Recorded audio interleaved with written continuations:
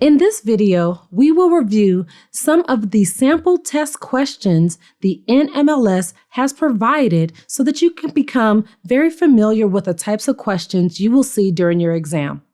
It is important for you to know what they are asking and how to best give the most correct answer. Let's review. Question 1. Included in the loan estimate, all of the following are part of the finance charge except A, appraisal cost, B, funding fee, C, per diem interest, D, origination charges. Now, before we give you the answer, let's look at the question. Included in the what? The loan estimate. Now we're trying to figure out what they're asking us about in the loan estimate. We're talking about the finance charge. So what is included in the loan estimate?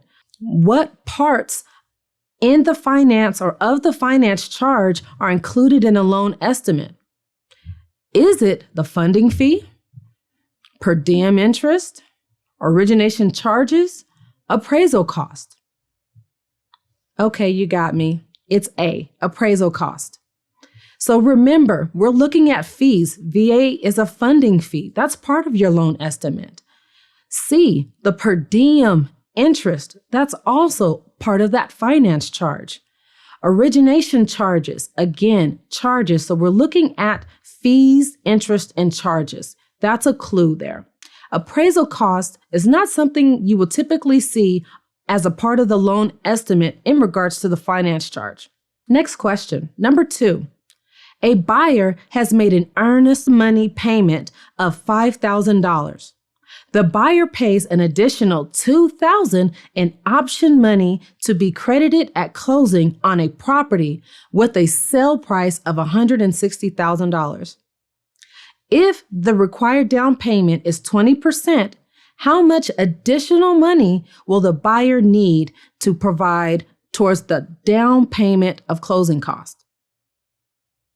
So let's go over these answers. A, $25,000. B, $27,000. C, $30,000. Or D, $32,000. Now, again, we need to know the what are we talking about. So we're talking about the earnest money payment. How much down towards the closing costs will the borrower need additionally? Okay, so we're going to do some math here. We're going to do $160,000, which is the sale price, and we're going to times 20%, which is the down payment. Okay, when you do that calculation, you get $32,000. Now, if you stop there, that's an incorrect answer. $32,000 minus the $5,000 that was already put down as earnest money plus the $2,000 option money equals $25,000. So it is important that you take your time and ask yourself the questions. What are we talking about? So the sales price we needed, what was the down payment amount is 20%. Then we're going to deduct what was already put down, which was the $5,000 earnest money plus the option. Okay, so please take your time and remember what we're discussing and what we're looking for in regards to that answer. Question 3. If an applicant works for 40 hours every week and is paid $13.52 an hour, what is the applicant's monthly income? A, $2,163.20. B, $2,343.47. C, $2,379.52.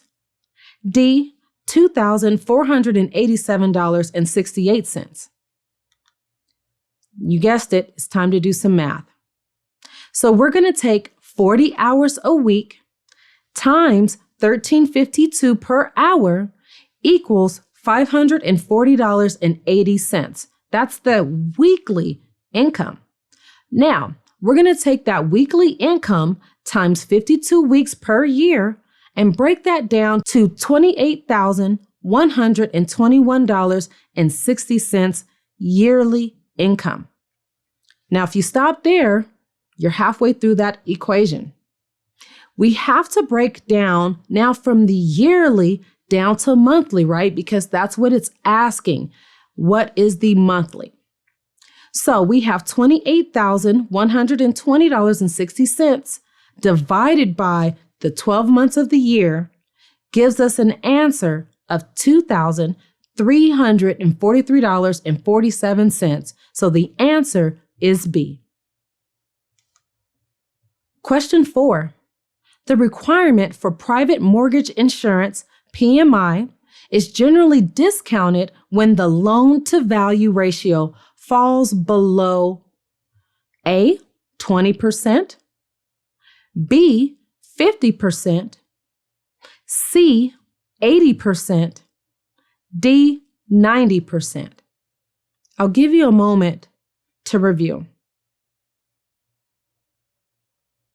All right, hopefully you answered correctly in saying C, 80%. Remember, we're asking again, what are we talking about? Private mortgage insurance.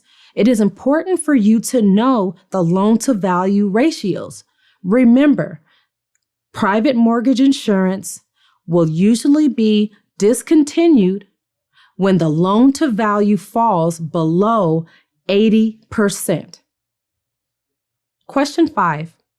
The unique identifier of any personal originating residential loan must be clearly shown on all of the following documents except A, business cards, B, company websites, C, residential mortgage loan application form, D, Consumer Financial Protection Bureau, CFPB, special information booklet. I know this one kind of can be tricky, but let's review that question again. The unique identifier is the what of any personal originating residential loan must be clearly shown. So you as a loan officer or mortgage professional, where will your NMLS ID number be located? Yes, it will be on your business cards. Yes, it will be on your company websites. Yes, it will be on your residential mortgage loan application form. So the only answer left is D, the Consumer Financial Protection Bureau Special Information Booklet. Now, why that is the correct answer, it is asking for where your NMLS ID number must be present. We know it's for your business cards and your websites and your loan applications, but not on the CFPB's Special Information Booklet. 6. According to the Truth in Lending Act, the term refinance applies to A, a reduction in the annual percentage rate, APR, B, a change in a payment schedule, C, the renewal of a single payment obligation with no change in the original terms, or D, the satisfaction of an existing obligation and its replacement by a new obligation. I'll give you a moment to review. Okay, hopefully you got this one right. The answer is D, the satisfaction of an existing obligation and its replacement by a new obligation. Again, what are we talking about? The Truth in Lending Act. Please remember this as you go through and take your exam. What are they asking me? How does what they're asking me apply to these answers? Question 7. Which of the following documents does a mortgage loan originator use to determine the estimated value of a property based on an analytical comparison of similar property sales? A, an appraisal. B, an area survey. C, a market survey. D, a cost-benefit analysis. I'll give you a moment to review. Okay, did you get it? We are talking about a property value, a comparison. Again, what are we discussing? This should really help you in finding the answer. And the answer is A, an appraisal. An appraisal is the document that a mortgage loan originator uses to determine the estimated value of a property based on the comparison of similar property sales. All right, we're almost done. We have a few more questions to review. Question 8. According to the Equal Credit Opportunity Act, ECOA, age discrimination by a mortgage lender is acceptable.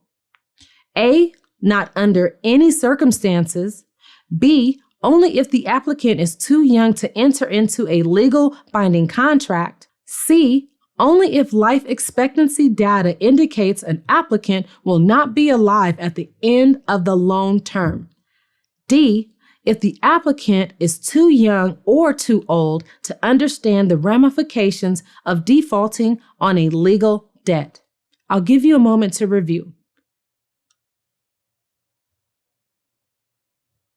Okay, let's discuss these possible answers. Now, when we're talking about the Equal Credit Opportunity Act, ECOA, is it appropriate to discriminate? This one can be a little tricky. Not under any circumstances seems almost right, correct? Because discrimination is a definite no-no. C, only if life expectancy data indicates an applicant will not be alive at the end of a loan term. Well, do we really know how long a person's really going to be alive? So obviously that's not the answer as well.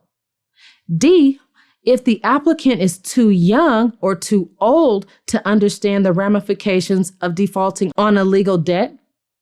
That's almost, you as an applicant is young, they may not understand, or if a person is elderly, they may not understand really what they're getting into, but we're asking what is the most correct answer. And if you haven't guessed it, it's B.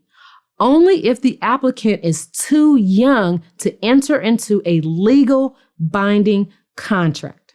Okay, so again, remember what we're asking or what we're talking about should direct you closer to the answer, the most correct answer. Question 9. When a client's property is being appraised, a loan underwriter may take all of the following actions except A, request a second review of the appraisal. B, ask the appraiser to consider additional property information. C, ask the appraiser to correct an incidental error on the appraisal. D, inform the appraiser that the appraised value is contingent on the client's retention of the principal dwelling. I'll give you a moment to review. Okay, let's break down these answers. So they're asking us on a client's property, right, that's being appraised. A loan underwriter can make the following actions except. So that's a key term. A lot of times when you're going through this test, it's 115 questions and you're almost zoomed out. You don't know what's going on.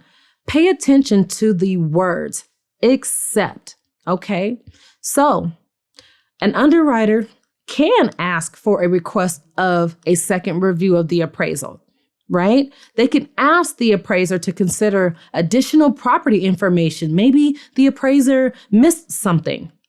C, ask the appraiser to correct an incidental error on the appraisal. They could have got the address incorrect or, some minor detail incorrect. So we want to make sure that that information is corrected. So you guessed it. The answer is D. The underwriter cannot inform the appraiser that the appraised value is contingent on the client's retention of that principal dwelling. That is not allowed. All right, final question. Question 10.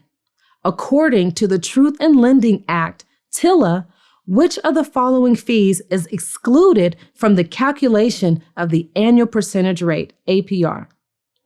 A, wire transfer. B, prepaid interest. C, hazard insurance. D, mortgage insurance premiums. I'll give you a moment to review. Okay, so again, we're asking about TILA. That's the what. What are we talking about? Truth in Lending Act. So, and we also use the phrase excluded. Usually we'll see that at the end, we'll say except, right? But this time it's hidden in the question.